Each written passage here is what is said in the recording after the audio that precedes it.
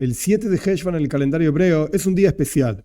La verdad es que todos los días son especiales y uno debería encontrar y llenarlos de kedusha, de santidad, etc. Pero cada día tiene su cosa. El 7 de Heshvan tiene su historia, su asunto particular en el calendario hebreo. El 7 de Heshvan es el día en que en la tierra de Israel se comienza a pedir las lluvias. En el rezo diario pedimos que Dios dé lluvia, rocío sobre la tierra, etcétera, etcétera. Como es sabido, hay diferentes formas en que el agua riega la tierra en diferentes partes del mundo. Hay lugares donde hay muchos ríos, entonces la tierra misma, por así decir, el agua riega solita, sin ayuda del ser humano, la tierra. Hay lugares en donde la gente tiene que llevar agua de un lugar a otro con un balde, etcétera, o generar canales. Y hay lugares que beben, por así decir, de la lluvia. La tierra de Israel es uno de esos lugares que beben de la lluvia. Entonces, es fundamental para el producto del campo, para la supervivencia del ser humano, etcétera, vivir en la tierra de Israel. Necesitamos lluvias. El 7 de Heshvan, luego de todas las fiestas del mes de Tishrei, Rosh Hashanah, Yom Kippur, Sukkot, etcétera, etcétera, etcétera. A partir del 7 de Heshvan pedimos lluvias. ¿Por qué el 7 de Heshvan? Nuestros sabios cuentan en la historia, en la época del segundo templo, en la época del primer templo, etc.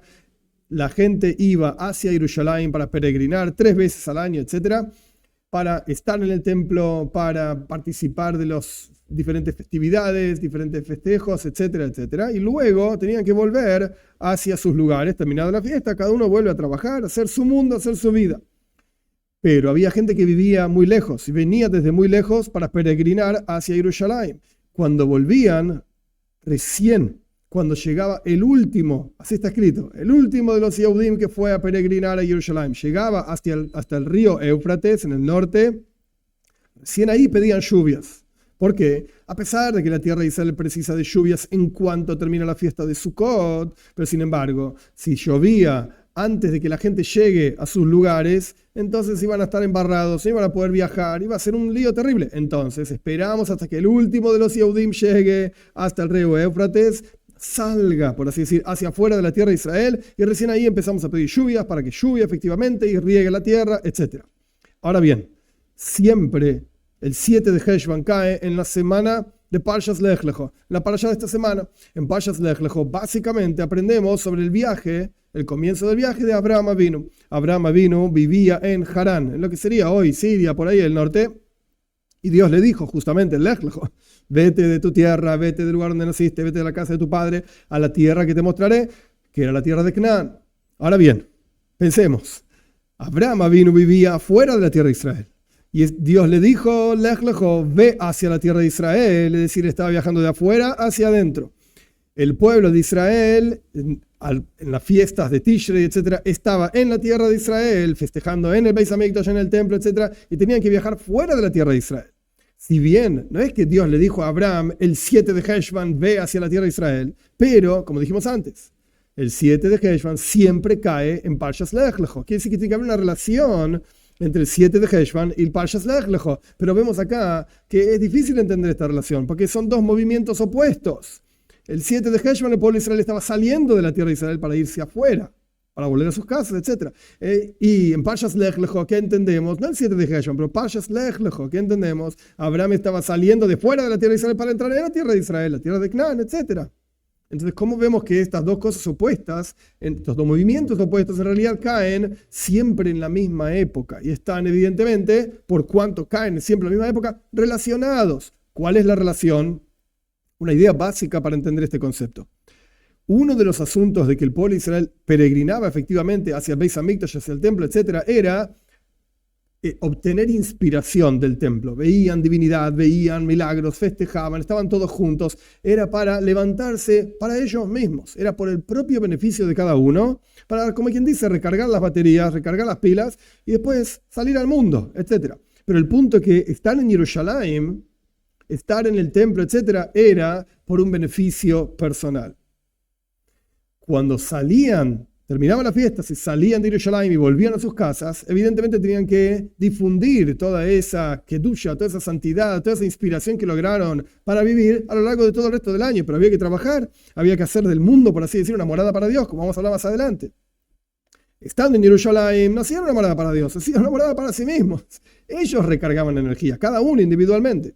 Pero después, cuando salían al mundo, tenían que vertir, por así decir, esa energía, esa kedusha, esa santidad, entre el resto de las personas que no pudieron viajar a Jerusalén o en las cosas cotidianas. Vivir la vida cotidiana como vive, de acuerdo a Shulchan Aruch, el código de la judía, para los judíos 613 preceptos, para los judíos 7 preceptos, sus ramificaciones, etcétera, etcétera.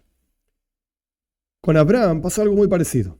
Abraham, estando en Harán, en donde él vivía, él reconoció la presencia de Dios, él entendió que había un Dios, él difundía la presencia de Dios y Dios lo consideraba como un socio en la creación y era fantástico, etcétera, etcétera. Pero al fin y al cabo, Abraham entendió por sí mismo, en un servicio a Dios, de acuerdo a lo que él entendía, de acuerdo a lo que él sabía, de acuerdo a lo que él sentía, de acuerdo a lo que él quería. Al fin y al cabo era él. El centro del servicio a Dios era él. Como el centro del servicio a Dios en Jerusalén, en la peregrinación, era cada uno.